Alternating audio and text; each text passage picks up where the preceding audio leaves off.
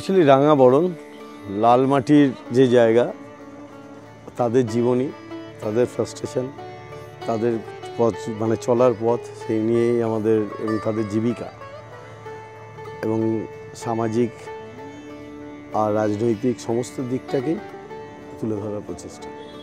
তা ওই জীবন জীবিকা নিয়েই এখানে আমার কাজ দেখানো এবং সেটা তাদেরকে নিয়ে আমার যে উপলব্ধি, সেই উপলব্ধিটাকেই তুলে ধরার প্রচেষ্টা করছি।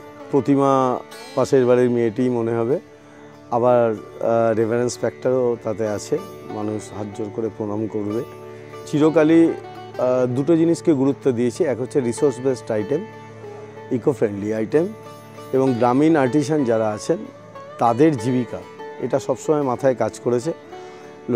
মানে লো কস্ট র মেটেরিয়াল দিয়ে যদি কাজ করা যায় তাহলে শিল্পীদের রোজগারটা বেশি হয়, এবং যেখানে শিল্পকলা বেশি থাকে সেখানে শ্রম বেশি থাকে, ন্যাচারালি তাদের জীবিকাটা দিন বাড়ে, এবং অন্তত পক্ষে মিনিমাম 120-150 দিন যেন প্রতিটা আর্টিসান কাজ পায়, সেটা গুরুত্ব সবসময় দিয়েছি।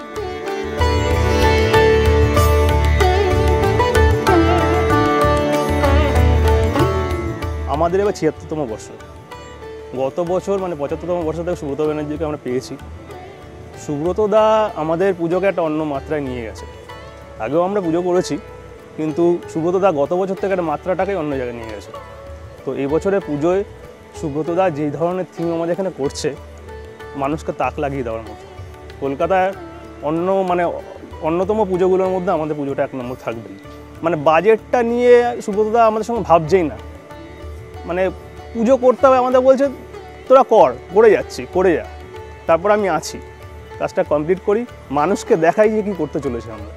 আমাদের দ্বিতীয় ওপেনিং হবে, দ্বিতীয়ার পর থেকে আমরা শুরু করে দেবো, তৃতীয়া থেকে আমাদের শুরু হয়ে যাবে দেখা, একদম চলবে টানা দশমী পরের দিন পর্যন্ত থাকবে।